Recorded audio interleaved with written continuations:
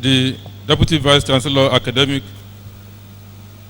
Registrar, University Librarian, Dean, Faculty of Education, Deans of other faculties, the postgraduate school and of students, directors of institutes, heads of departments, distinguished guests, ladies and gentlemen.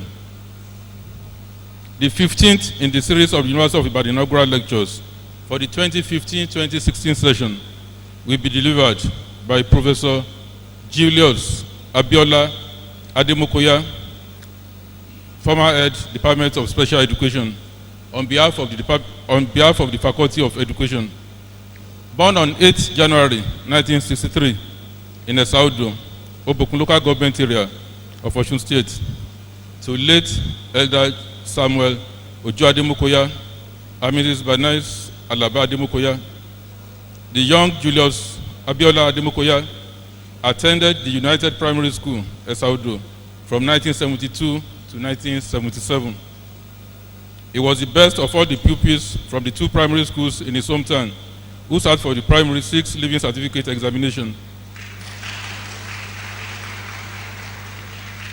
He had his secondary school education at Ijebu-Jesha Grammar School from October 1977 and June 1982. And for his higher school education, he was at Ilesha Grammar School between October 1982 and June 1984. Even though when I was the chairman of the old student, he was never attending our meetings. So he has to explain why.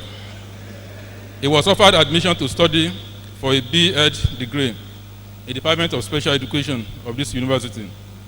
He commenced the program in December 1984 and graduated in July 1987.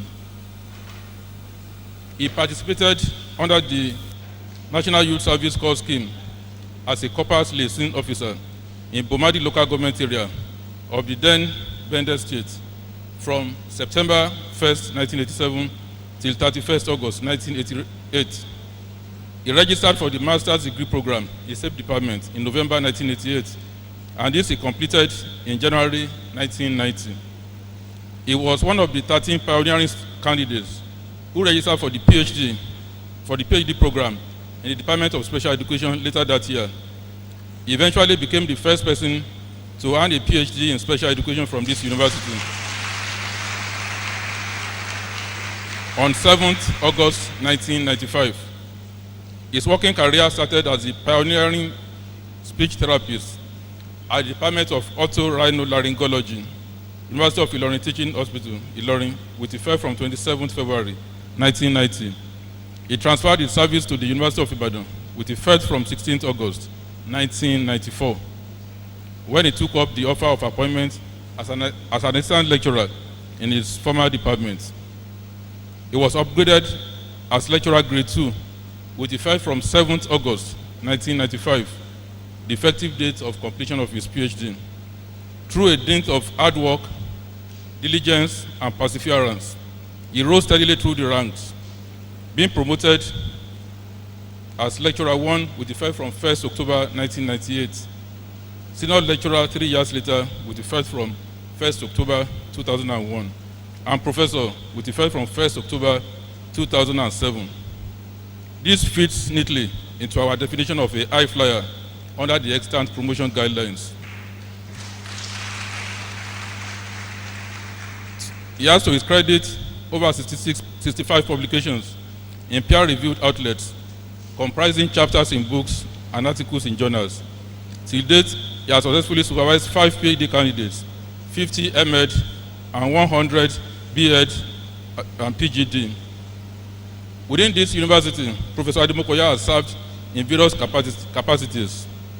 He was departmental coordinator of postgraduate programs from 1997 till 2010, acting head of department 1st February 2008 till 31st January 2010, head of unit for education of persons with hearing impairment from 2011 till date, member Faculty of Education Committee on HIV, AIDS Awareness and Control, Inaugural Lecture Conference, Public Lecture and Continuing Education Coordinating Unit, Chairman Continuing Education Coordinating Unit from 2011 till 2015.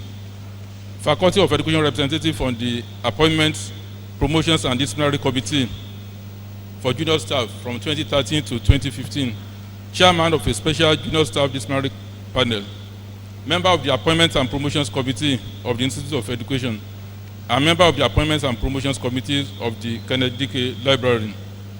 Outside this university, Professor Ademokoya has served as consultant to the United Nations Children Education Fund on children with extreme difficult circumstances, and to the United Kingdom-sponsored Teachers Development Program on special needs education curriculum in Nigerian colleges of education.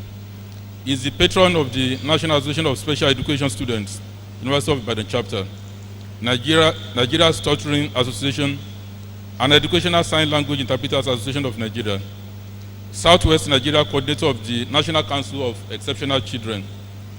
Currently, he is president of the Speech Pathologists and Audiologists Association in Nigeria, a member of the board of the Network for Health, Education and Welfare of Special People.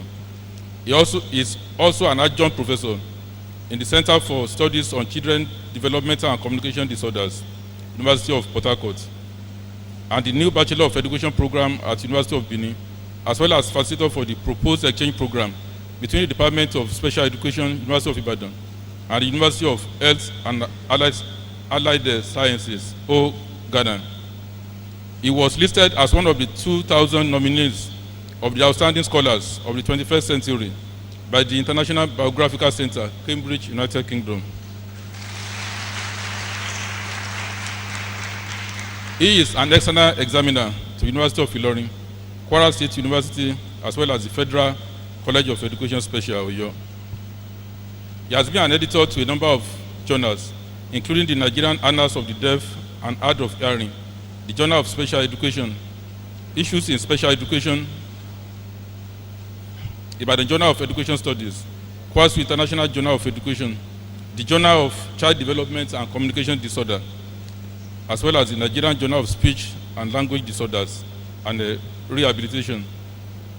It belongs to a number of professional bodies, including the Nigerian Association of Special Education Teachers, the National Association of Exceptional Children, the Teachers Registration Council, of which our colleague is now the Chief Executive and Registrar, Professor Ajiboye, the Medical Rehabilitation Therapists Board of Nigeria, the Reference Group of Stroke Action Nigeria, the International Council on Education for Teaching, as well as the International Association of Special Education. He is happily married to Mrs. Cecilia Oluwakebi, and the marriage is blessed with children. In spite of his modest achievements and accomplishments, as I've just outlined above, Professor Julius Abiola Ademokoya gives all the honor, glory, and adoration to the Almighty God, who has been his guide over the past 53 years. It's now my pleasure to call on Professor Julius Abiola Ademokoya to deliver his lecture titled, Hear Well, Speak Well, and Learn Well. Professor Ademokoya. Deputy Vice Chancellor Administration, Deputy Vice Chancellor Academic, Registrar, Librarian, Provost of the College of Medicine, Dean of Faculty of Education, Dean of Postgraduate School, Deans of other faculties and of students, Directors of institutes, distinguished ladies and gentlemen. I traveled to University of Lagos on 20th January this year to attend an inaugural lecture. On our way back to Ibadan, one of the three colleagues I traveled with asked me, Prof, when are you delivering your inaugural lecture? I laughed as I replied, that will be some years to come, going by the long list of professors we have now in my faculty. The conversation ended there. Barely a week after that journey, my former acting head of department, Dr. Adebomi Oyewumi, sent me a midnight text to find out if I wished to deliver my inaugural lecture this year. I dropped the phone after reading the text and continued my sleep. She called me the following morning and asked, Oga, did you read the text I sent to you in the night? I replied, I read a text in the night, but I was not sure if it was a dream or reality. Dream? She replied, not a dream. Oh. You need to make up your mind fast about this message because they didn't want a reply from us as soon as possible.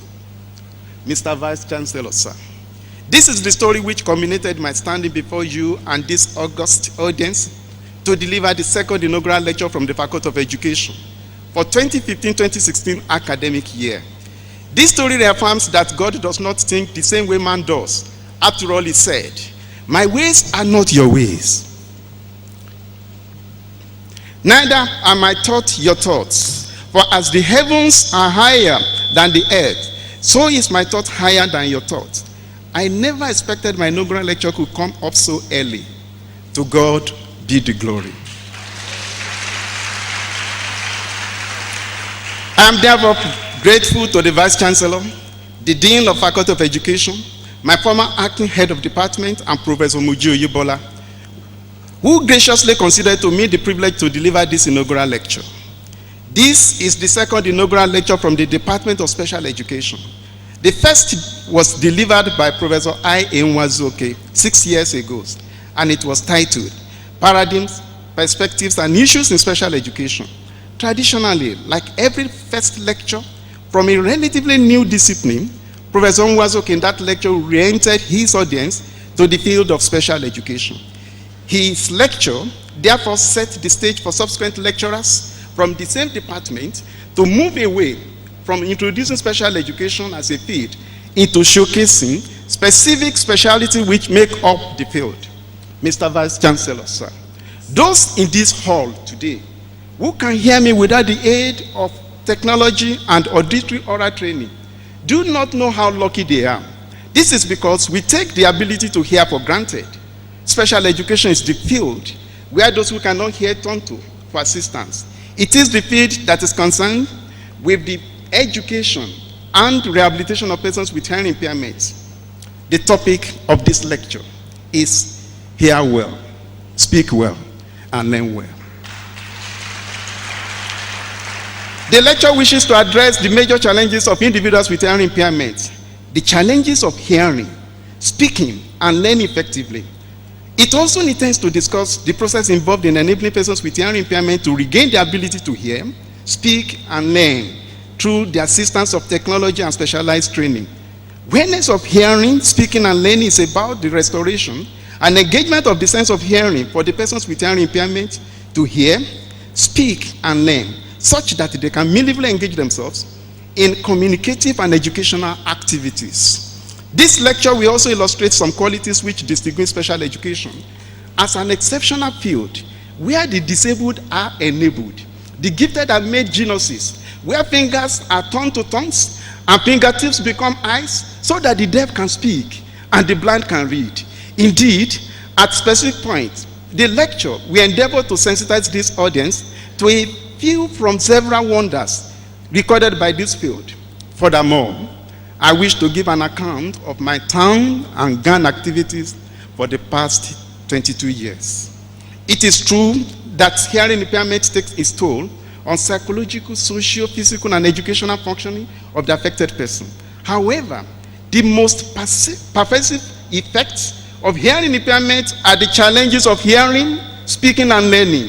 Hearing impairment, which is profound and sustained preverbally, usually deadening the most developmental stimulus of all, the sound of human voice.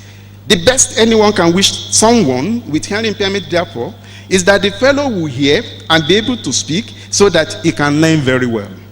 If the auditory, communication, and educational challenges are properly addressed, as envisioned in this lecture, they will become happy, proud, and worthy members of their society. The human organ of hearing. The ear, which is the most organ of hearing, gathers sound from the environment, transforms them from acoustic energy to neural energy, and forwards them to the brain for interpretation. The basic structure of inner ear is present in the fetus as early as 6 months. This is instructive of the fact that hearing begins before birth. Infants with normal hearing can listen to quiet sound, recognize parents' voices, and hear their own sound few weeks after birth. They continue to improve on their learning skills as well as speech acquisition and use as they grow older. There is no reasonable contest as regards the fact that of the 5 human senses, the most important 2 are the sense of hearing and sight. However, there is always a debate as regards which of them is more important. I have always asked my students, If you are in a situation requiring that you must do away with either your eyes or your ear, which one will you give away? The answer have always been, we can do away with our ears, but not our eyes. If that really happened, they would have parted way with a much more important sense for a less important one. As the saying goes, he who wears the shoe knows where it's hot. Henning Keller, who suffered both deafness and blindness, was once asked, which of your two disabilities do you consider worse? She replied, the problems of deafness are more complex, if not more important, than those of blindness. Deafness is much worse misfortune because of the loss of the most vital stimulus, the sound of human voice that brings language, sets thought astir, and helps us in the intellectual company of man. Head of the quote. Mr. Vice Chancellor, sir. The point I'm trying to make is that hearing is by far better than seeing. It is more useful to man than sight. Hearing brings information to man from all directions, while sight just brings information from the foreground. And that is possible only when one is in consciousness with his eyes open. Our eyes always go on vacation whenever they are closed. Our ears do more than that. They remain perhaps the last sense to cease walking when we sleep, and the first to resume work when we are awake. The last sense to leave a dying man is his hearing. If a man loses his sight, he only loses the opportunity or privilege to see things both beautiful and ugly. Hearing impairment. Structure and functioning of the hearing apparatus are always very complex and prone to damage or diseases that may end up incapacitating the hearing acuity of the concerned. What affects the normal hearing, normal functioning of the ear, will definitely affect the awareness of hearing and will lead to a condition called hearing impairment. Persons with profound hearing impairment are often misunderstood and relegated to the background in almost all human endeavor. No thanks to ignorance beclouding their disability and hostile socio-cultural practices they are often subjected to in whichever community they exist. Their major challenge is that they could not hear, and as a result, they could not develop and use speech for communication. Those who suffer partial hearing impairment similarly have their own challenges, as much as those with profound hearing impairment do. At times, the consequences of partial hearing impairment could be more damaging than that of profound hearing impairment. This is true of a Yoruba saying, pátápátá là ń dití, kùnàkùnà là ń dẹ́tẹ̀, etí àdí ìdítàn ìjà ló ń dá. Meaning, total deafness is okay, complete leprosy is okay, partial deafness brings no good but palaver. Hearing persons, for instance, may be irritated by an inappropriate response from a person with partial hearing impairment who misunderstood what he said. My ear, nose, and throat surgeon friend, Professor Folologe, who is seated here, once mentioned of a couple whose 50th wedding anniversary turned sour because the wife, who has partial hearing impairment, could not hear her husband's happy remark properly. The husband said, our love is tried and true. The wife replied, I can't hear you, please. The husband repeated, I said our love is tried and true. The wife retorted, I'm tired of you too. Persons with hearing impairment often assume that it is others that are not hearing well and not they themselves until they are proved wrong. This again is illustrated in the following story. A man was talking to his doctor and said, I don't think my wife's hearing is as good as it used to be. What should I do? The doctor replied, maybe we can try a test to find out just how bad it is. When your wife is standing somewhere with back to you, stand about 15 feet behind her and ask her a question. If she doesn't respond, keep moving closer, asking the question until she hears you. Then let me know how close you have to get. The man went home and saw his wife preparing dinner. He stood 15 feet behind her and said, what's for dinner, honey? He got no response. So he moved to 10 feet behind her and asked again. Still no response. So he moved 5 feet again and no response. Finally, he stood directly behind her and said, honey, what's for dinner? She replied for the 4th time, I said chicken. Mr. Vice Chancellor, sir, permit me now to tell you that this audience, one of the wonders of special education as a discipline. It is about the story of Henning Keller. To suffer one disability especially when it involves the loss of hearing or sight, is always devastating. To suffer too is hopelessly devastating. That is the story of Helen Keller, who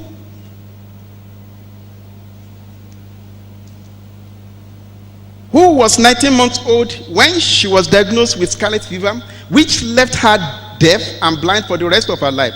She could only feel things around her by smell or touch. At 7, a special education began to teach Helen Keller to read by writing letters on the bare skin of her hand. She later learned how to write by the braille, a rare combination of Keller's extraordinary intelligence and her teacher's genius blossomed into a future of uncommon achievement.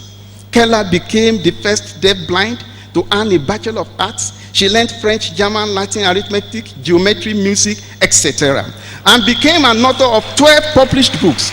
She was a lecturer, a public speaker, and a politician. One of her several statements is, "The virtue in life is real courage that knows how to face obstacles and live beyond them." Mr. Vice Chancellor, sir, there is no discipline like special education, which turns seemingly human waste to priceless assets. Effects of hearing impairment on speech. The greatest devastation of hearing impairment is failure to hear speech, acquire speech, and use speech for communication. Inability to hear is often not as limiting as being unable to speak.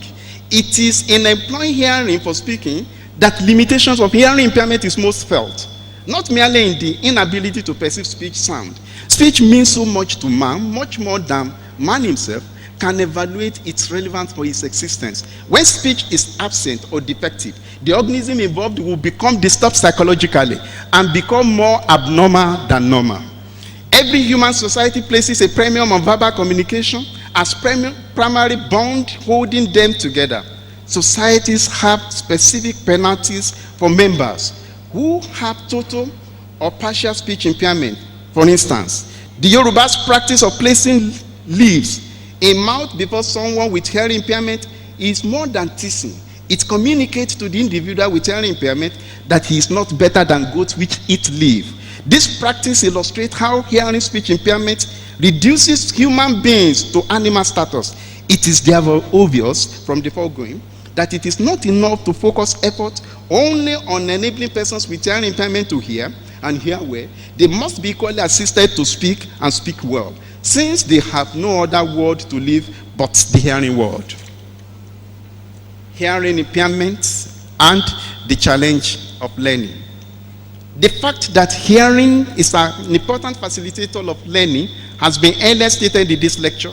School children with hearing impairment always lag behind their hearing mates in various school subjects such as language, reading, and mathematics. They always have fewer vocabularies compared to that of their hearing mates. Similarly, their reading achievements are lower than that of their hearing age mates. Learning disadvantages of school children with hearing impairment widen with age.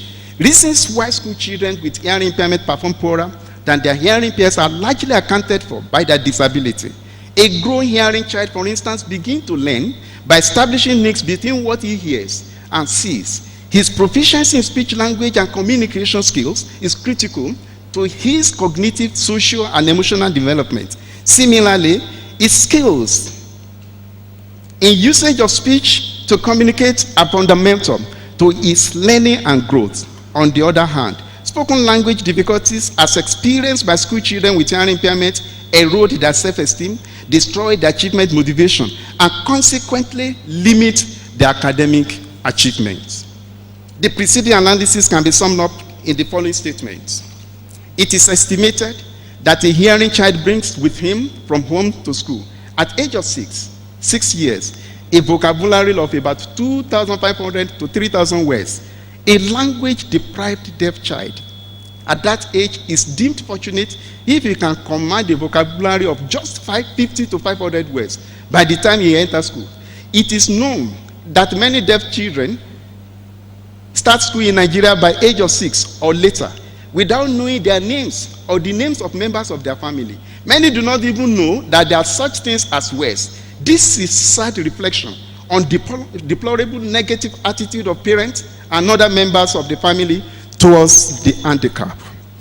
Having considered the challenges of hearing, speaking, and learning confronting persons with hearing impairment, we shall now consider some remedies for the three challenges. But before we do that, let us pause to remind ourselves of another wonder of special education.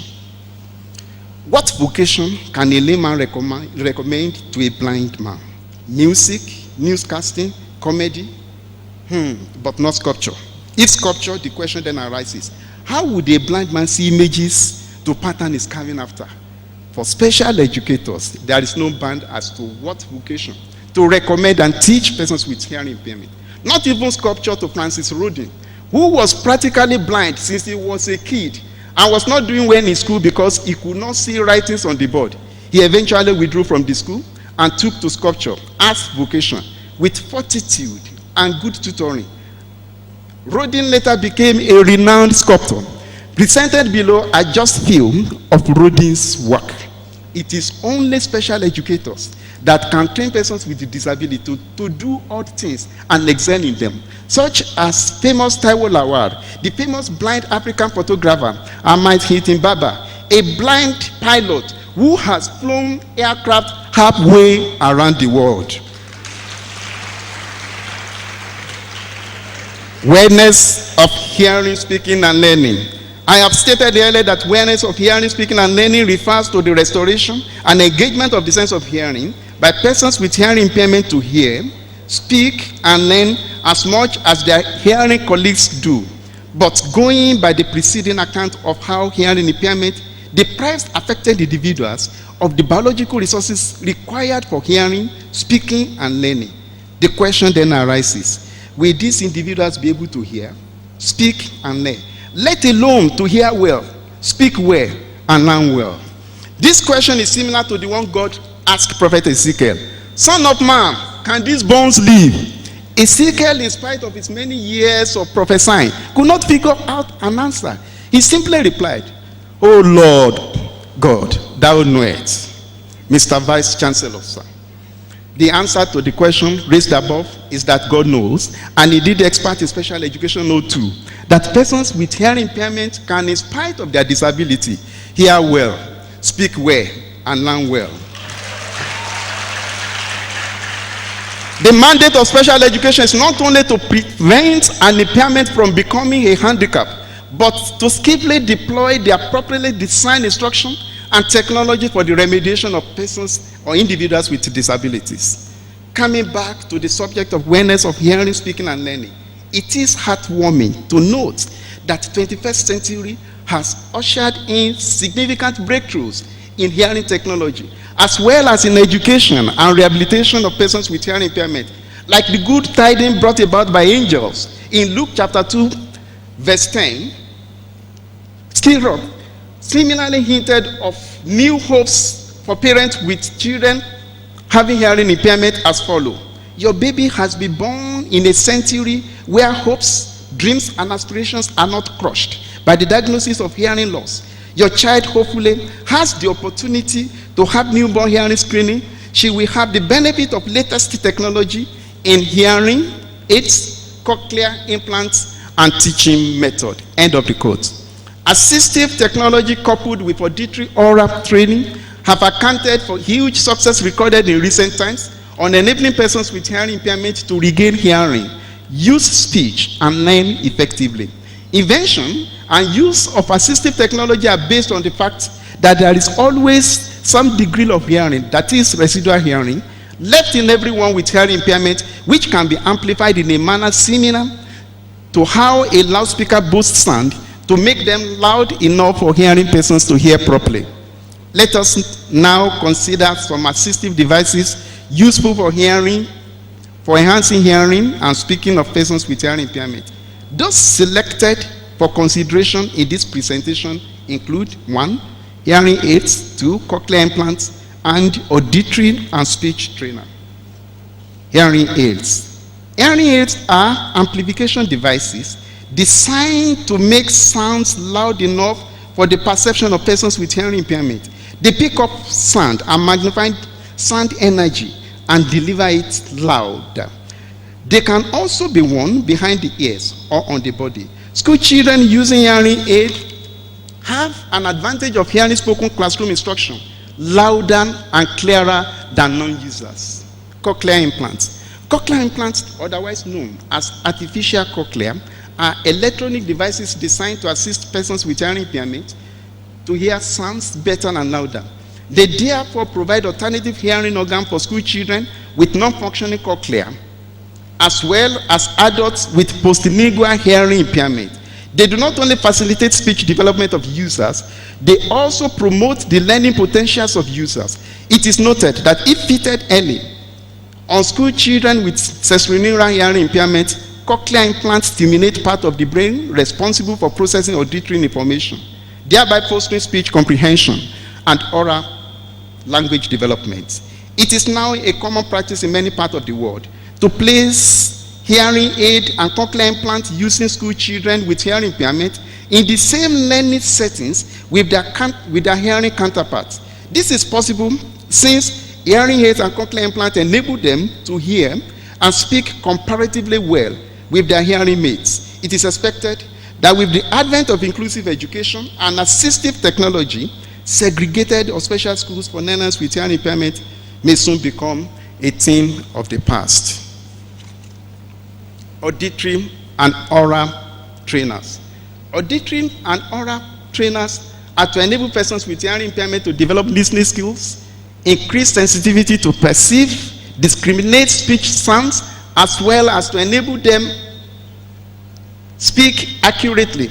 Auditory trainers are specifically designed to raise hearing sensitivity of persons with hearing impairment such that they can perceive sound and speech loud enough to enable them effectively participate in auditory training exercise. They can also facilitate listening proficiency of users through specialized training and enhanced sound perception.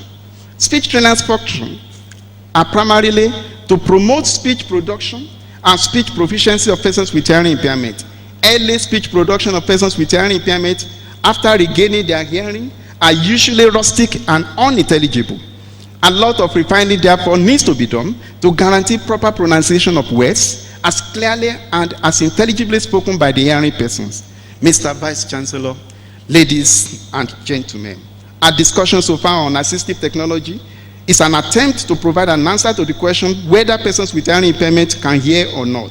The answer, of course, is yes. Today, there are several people all over the world who ordinarily would have been rendered incapable of hearing but can hear through assistive devices and auditory oral training. These individuals compete favorably well with their hearing counterparts in social, physical, economic, and educational endeavors. I therefore find it very convenient to say that I'm aware at least of two sources by which persons with hearing impairment can receive their hearing miracle. One source is through faith. The other is by assistive technology auditory training. As a believer and a hearing speech education specialist, I believe and I agree with the two. Let me also add that my specialty does not claim credit for the assistive technology miracle. The credit belongs to the field of technology. The credit of my own specialty lies in engaging the assistive technology to facilitate the development of listening and verbal skills. Indeed, the multidisciplinary involvement in the discovery and the application of cochlear implants could be likened to a precious seed discovered by technology, planted by medicine, and reaped by education.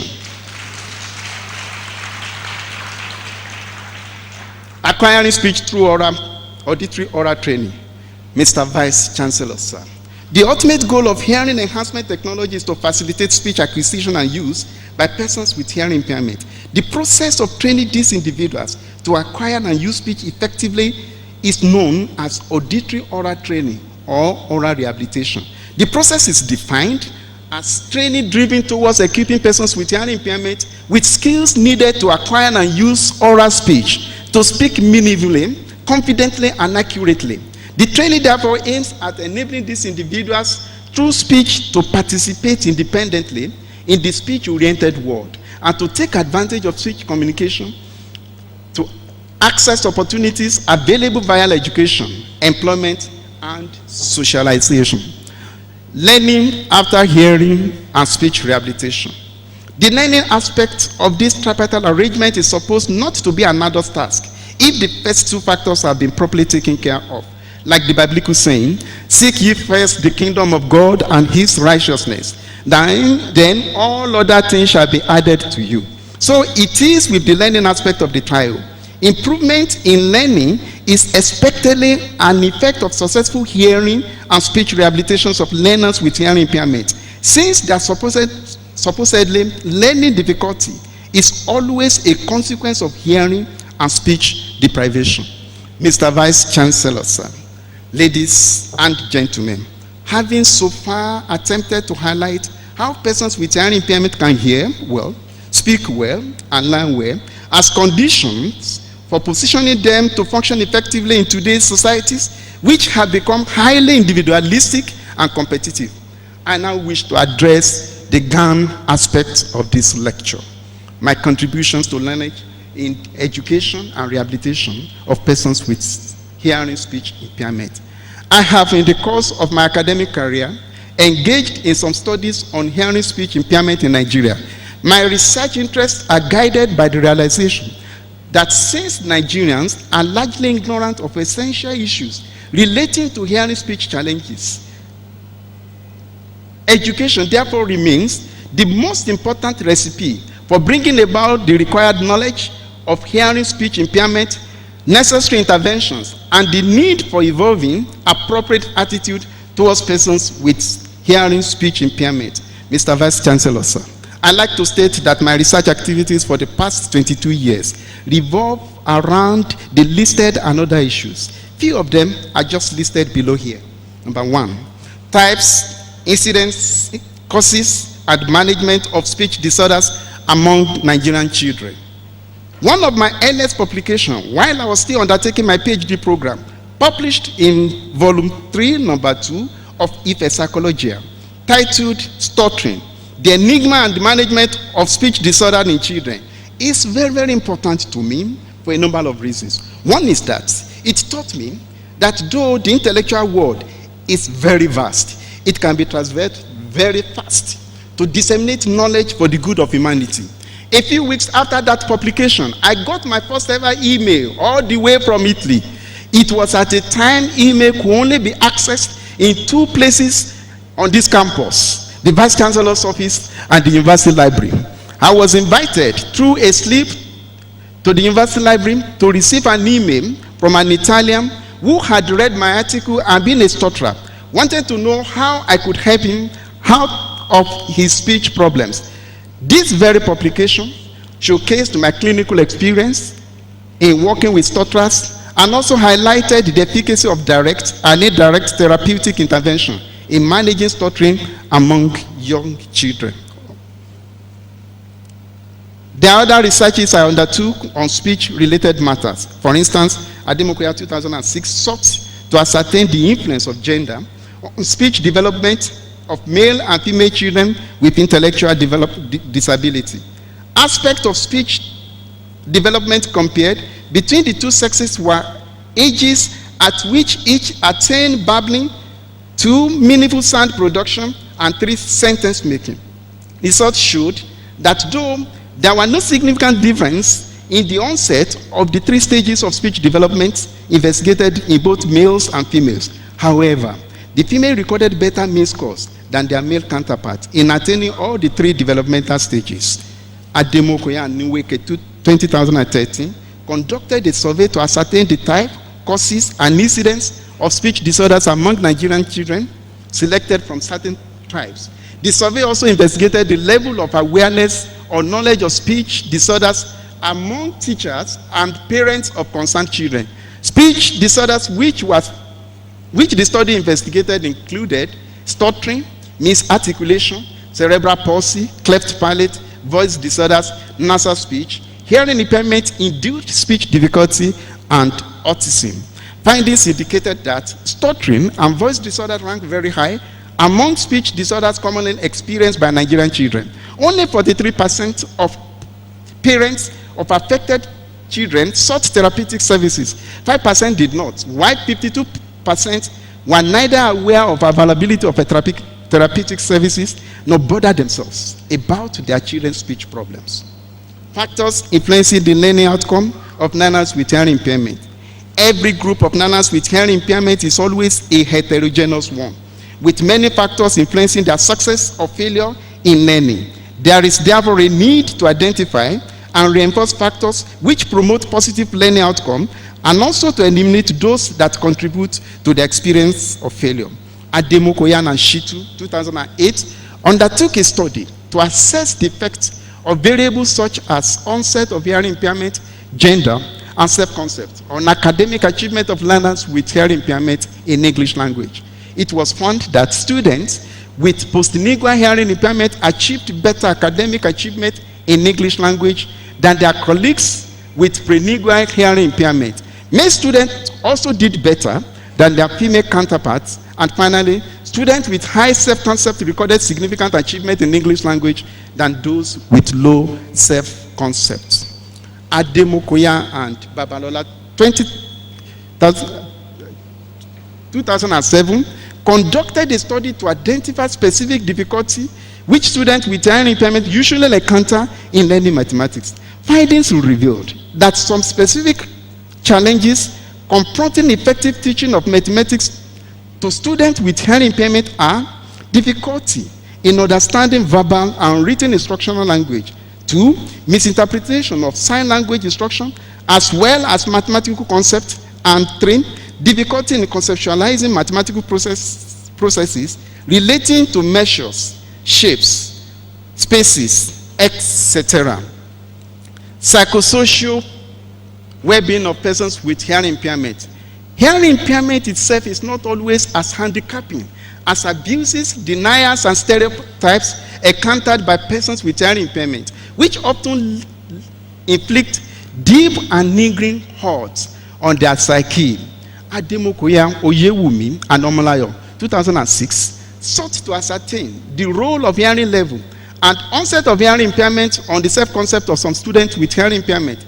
Research showed that self-concepts of students with severe hearing impairment is higher than that of their colleagues with moderate hearing impairment, just as that of those who acquired hearing impairment before birth is higher than that of those who acquired hearing impairment after birth. Ademokoya, 2005, had, through the case history review, identified that apart from psychological trauma, which persons with hearing impairment are always subjected to, there are also other forms of abuse, usually meted to them. It is funny, for instance, to note that these abuses amount to taking advantage of their hearing disability, such as engaging them in begging to raise money for the support of education of their hearing sibling, when they themselves are denied education. Career-related studies on persons with hearing impairment. One of the major objectives of educating persons with hearing impairment is to prepare them for meaningful work life through appropriate curriculum and entrepreneurial training. Ademokoya and Agbola, 2002, sought to identify employers' perception of human relation skills of some employees with hearing impairment. Findings showed that workers with hearing impairment have human relation skills that are as good as that of their hearing counterparts. Ademokoya, 2006, also conducted a study to assess job satisfaction among some employees with hearing impairment. Findings included the following. 1, workers with hearing impairment cherish safe working environment, prefer skilled jobs to unskilled jobs, and also want to be treated equally as their hearing counterparts on welfare-related matter. Lastly, Ademokoya, 2006, investigated work values in some adolescent students with hearing impairment. The objectives of this study included to identify what sort of employment adolescents with hearing impairment will want in future. 2, how realistic are their proposed employment in view of their conditions and modern day realities. And 3, what sort of education and counseling would be required to guide them properly. The research showed that adolescents with hearing impairment prefer work that match their interests, skills, and will also enhance their self-esteem. Concluding remark. Mr. Vice Chancellor, sir, the late emeritus Professor J.A Ademokoya while delivering his inaugural lecture 33 years ago, stated that inaugural lectures usually observe three traditions. The first is that the lecturer should justify the appointment or promotion of the lecturer to the exalted status of a professor. Second, the lecturer, going by the diction of inaugural lecture, may in the course of his lecture announce his next line of action, having attained the peak of his career. The third is that the lecturer will employ the lecture to solicit support for the discipline or the department he belongs to. I'd like to state that I agree with this tradition as stated by the late Professor of Philosophy of Education. Needless for me, again, to mention what qualified me to stand before you and this audience today, as required by the first tradition. As for the second, I have no other new line of engagement to announce now than to say I have proposed to give myself more wholeheartedly to mentoring. I have started experiencing the joy of mentorship in my doctoral students, and I'm motivated to do more of mentoring. One of them is already a reader and immediate past head of my department, while another is an associate professor at the University of Jos, all seated here. Others are among top administrative posts in ministries. Mr. Vice Chancellor, sir, allow me to dwell a bit on the third tradition, which necessitates that the inaugural lecture mounts the inaugural lecture podium to solicit support for his discipline or department. This task is important to me as much as the subject of this inaugural lecture, which I've devoted much time and space of this presentation to address. I've earlier tried to highlight the relevance of the special education discipline to humanity. A way we can appreciate this discipline is to imagine it never exists. What then would have been the lot of several persons with disability, the like of Stephen Hawking, the Louisiana professor of mathematics and theoretical physics, who is paralyzed from the neck to toes, but in spite of that, remains a foremost theoretical physicist in the world today. Franklin Roosevelt, the 32nd American president, who in spite of being confined to wheelchair, successfully ruled America for 8 years. The lady who drives her car by her legs, having lost her hands to disability, while another young girl with the same challenge draws and paints with her toes. The point I'm trying to make is not only to showcase the relevance of special education, but also to let us know that this university is very fortunate to have this miracle department. It is indeed a credit for the university. It is indeed a credit for the University of Ibadan to have been the first in Nigeria to establish a department of special education. The department is supposed to be recording significant achievement in education and rehabilitations of persons with disabilities, just as other sister departments are doing, particularly in the Western world. Unfortunately, the department is unable to effectively discharge its mandate because it is grossly underfunded and understaffed. The department, in spite of its challenges, has, however, distinguished itself as the only kind among other departments which trains persons with visual impairment to move about independently. Like Tope Afolabi, a 300 undergraduate student of this university, deploys manpower and innovation to teach disabled students who, in spite of their disability, made first-class results. Like Banais Adekeye, an education chemistry student with hearing impairment, whose cumulative grade point average score was 6.7 during 2010-2011 academic session. And also to rescue from seemingly hopeless situation students from other departments who encountered disability in the course of their education, such as Toyin Olanrewaju Akintunde of Department of Sociology, who sustained visual impairment during his undergraduate education. It is also the only department where lecturers and students can decide to give their mouth sabbatical leave and ask their fingers to take over the function of their mouth. You can see the result there. I also wish to add that some braille copies of this inaugural lecture have been made available by the department for the benefit of readers with visual impairment. The department has also promised to bring subsequent inaugural lecture if requested by the university. Mr. Vice Chancellor, sir, permit me to drive home my point by comparing my department with sister department at University of Jos. The Department of Special Education and Rehabilitation Sciences, University of Jos, was established in 1981 when that university became a full-fledged one, having been a campus of University of Ibadan for many years. The department at University of Jos was just modeled after my own department, which has been in existence since 1974. The sister department at University of Jos has over the years outgrown my department in various ramifications. For instance, it has added the rehabilitation sciences to its program and has 38 academic staff as against 16 available now in my department. The difference between the two departments underscores the need for an urgent and immense support which my department requires from the authority of this university. I hereby suggest the following to reposition the department for effective educational and rehabilitative services delivery. Number one, there should be an urgent funding, an adequate funding of the department to enable it acquire necessary manpower and materials required for the provision of quality education and rehabilitation of persons with special education needs. Two, creation of more units to provide required services for greater categories of persons with disability, special education needs than currently available now in the department. Indeed, there is a dire need to include units for people with physical disabilities, inclusive education, rehabilitation services, autism, and other behavioral disorders. Third, the department should be enhanced to become a model special education center in Nigeria and a point of reference for the world.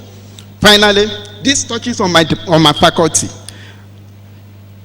We plead that the university authorities should please fast track the new building approved by the university for the Faculty of Education to solve the staff office accommodation as presently encountered now, and also to create a room for special school for children with disabilities. Acknowledgement. There are so many individuals I am indebted to for assisting me to be who I am today. I have no enough space and time now to mention them all. Whether mentioned or not, my profound appreciation go to them all for their kindness towards me. May the good Lord reward them for their labor and love. I appreciate my late parents who insisted I must go to school and not farm.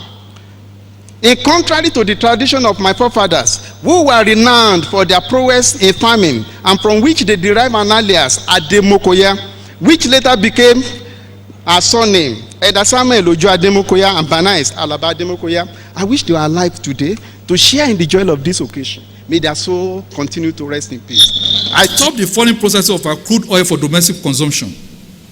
We must stop the foreign process. Yes, we must prioritize the use of our gas to generate electricity for our people and reap the benefits of stable and accessible electricity for the country. More than 6,000 products can be created from petroleum products. Therefore, we need to challenge our engineers and scientists and the government to also start to see how we can get more instead of just kerosene, diesel, and petrol. 8, we must encourage greater indigenous participation in the energy sector. In spite of the progress of the recent past, there is still a long way to go. There must be more innovative ideas backed up by policies and laws to enable more access for genuine Nigerians investors across the entire value chain of the industry. We should not be content with just being service providers in a sector with so many opportunities. 9th, the environmental situation in the Niger Delta must be urgently addressed. We must stop gas flaring and impose significant penalties for human and non-human interference with all our gas pipelines. There's no reason why Nigerians who, through no fault of theirs, are born in the Niger Delta should suffer more than other Nigerians who benefit from the resources that have ravaged the Niger Delta communities. In addition, we must pay proper attention to energy data and statistics. The sector is presently shrouded in secrecy and opaqueness. Nigeria cannot give precise information on how much oil it produces, how much is exported, what we earn from oil, how much products are imported, and how much we actually pay on fuel subsidy. Enhanced data quality would doubtlessly improve the reliability of energy elasticities for the Nigerian economy and by extension improve policy formulation. Next, with respect to the power sector, I'm in full support of the privatization of the sector. However, in the light of the performance of the sector post-privatization in 2013, we need to revisit the privatization contract and make necessary adjustments to the responsibilities of all the stakeholders. We must revisit the existing law in the sector. We must strengthen the regulator and utilize not just gas, but all the various energy resources that God has endowed this country with. Finally, I want to strongly advocate more intellectual input in the formulation, monitoring, and evaluation of government policies in the energy sector. In his presidential address at the annual conference of the Nigerian Economic Society, Chief Philip Asiodu observed that the intellectual context in which oil prices have been fashioned was poor. That was in 1979. I'm afraid not much has changed since then. There's an urgent need to reverse the trend. Dependence on foreign consultants is a short-sighted approach to providing a long-term solution to Nigeria's energy sector.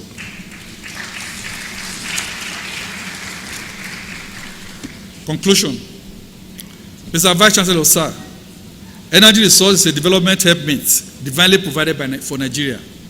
That you have not been able to translate this huge resource endowment into a catalyst for development is not the fault of the benevolent provider. As a country, we have experienced the good, the bad, and the ugly sides of oil. Yet this marriage, if we listen to the trained marriage counselors, can be made to work. I know that there are many noises in the marketplace. It is the responsibility of the government to search out the trained marriage counselors for the good of the energy sector and the society at large. Mr. Vice Chancellor, as I round up to the lecture of today, I must say that I'm fulfilled with the academic journey I started 27 years ago. My greatest accomplishments, in my view, are not the papers I've written, which took their toll on my health, or the generation of students I've trained or influenced to become energy economists, though I'm very proud of them. It is that the Lord used me along with a few others to establish the Nigerian Association for Energy Economists in 2006.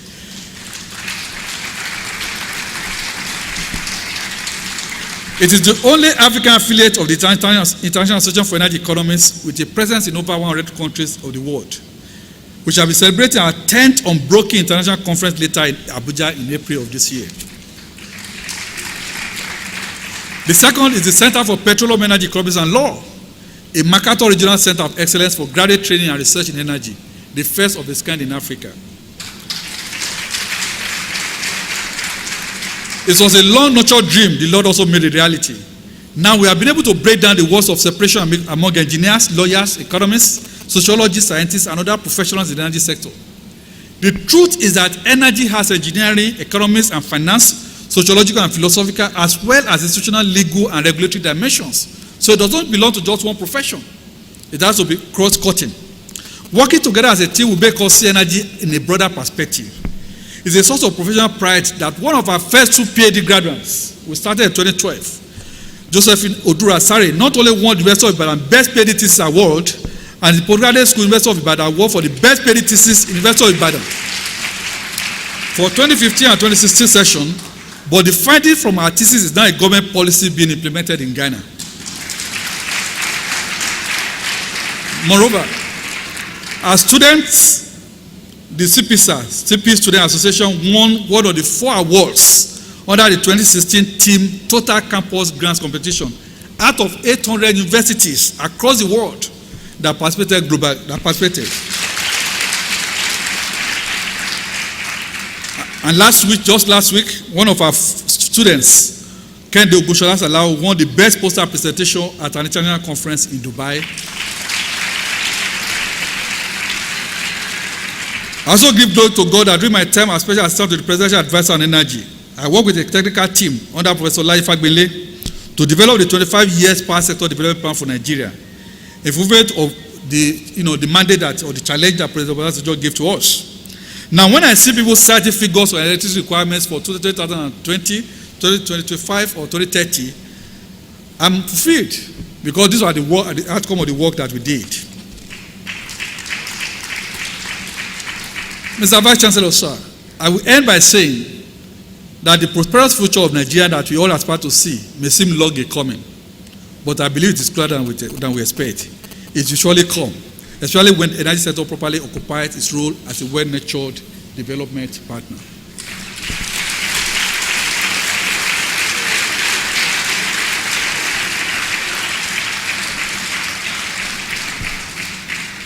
Acknowledgements. I bless the name of the Father of all creation, the Alpha and the Omega, God Almighty, my Maker and Redeemer, for the journeys of these past decades. It has been my constant strength, my helper and defender. To me alone be all glory, honor, and all adoration. I'm profoundly grateful to the Dean and my head of the department for the opportunity to represent the faculty and the department today. I thank all my teachers and colleagues in the Department of Economics. I want to thank all my teachers that are seated here today. I'm really very grateful to you and to all my other colleagues.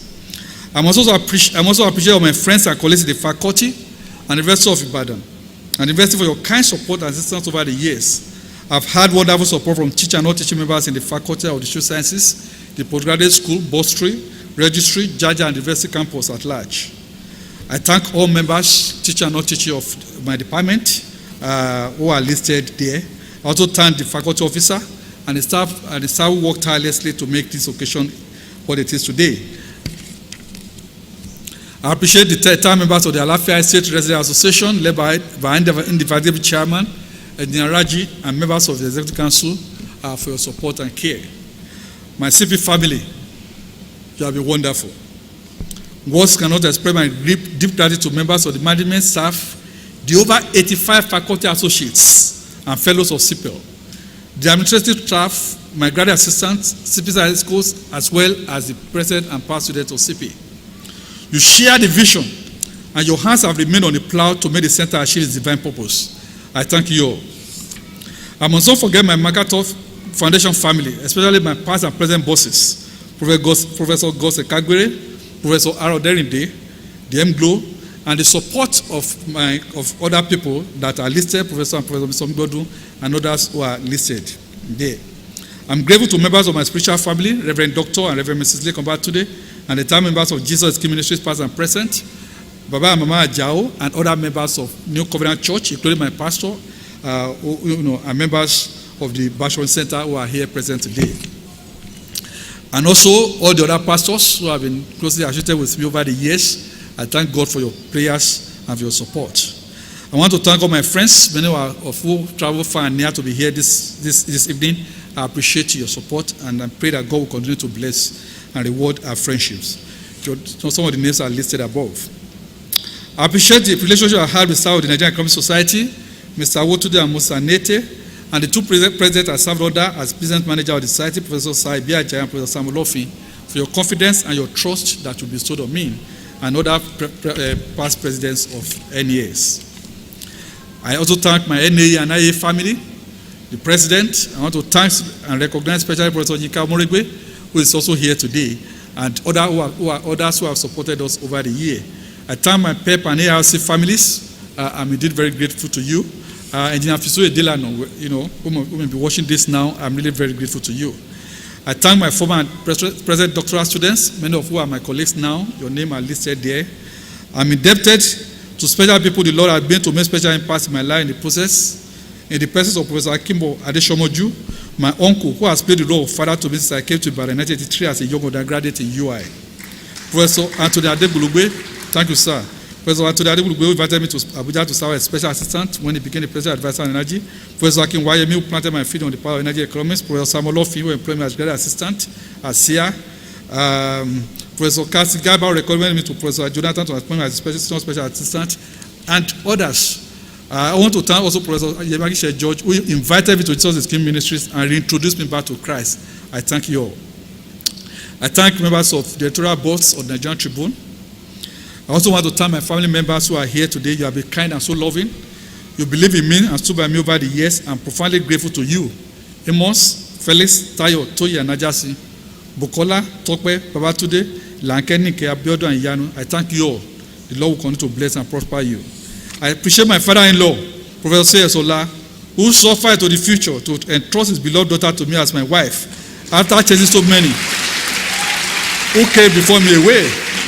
The man chased them away so that I can lay hold on this beautiful lady. I thank my brothers-in-laws and sisters-in-laws. I thank all my friends who came in from various universities to be present here today and other various associations who are represented here. I'm grateful to all who assisted me in preparing to this lecture. I'm grateful to you. I want to pay homage to my parents who labored so hard over me.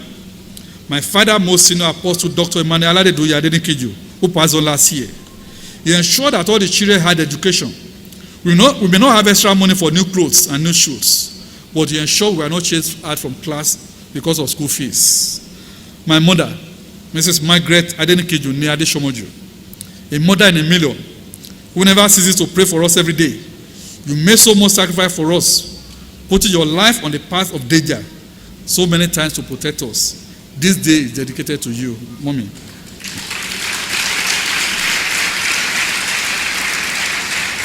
I thank my stepmother, Mrs. Florence Ademokoya, for your support and prayers. I bless the Lord for the wonderful children He gave to us, my baby girl, Tolu, Deji, Daniel, and Victor. I'm really proud of you. I thank you for collectively forgiving me for those early years when I was not around, because I put too much attention to the pursuit of my career development. You justifiably felt my absence. I'm glad you understood later and forgave. I cherish you. You'll be greater than me and your mom. To my lovely wife, Yinka, you are God sent.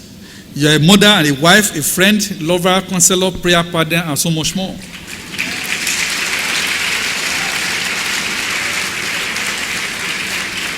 I am astounded by your quiet mien, but strong character and hard work. The Lord has made you a pillar of support for the entire family. It has been a journey of over 2 decades.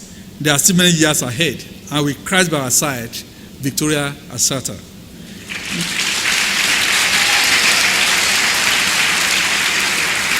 Ladies and gentlemen, I thank you all for coming.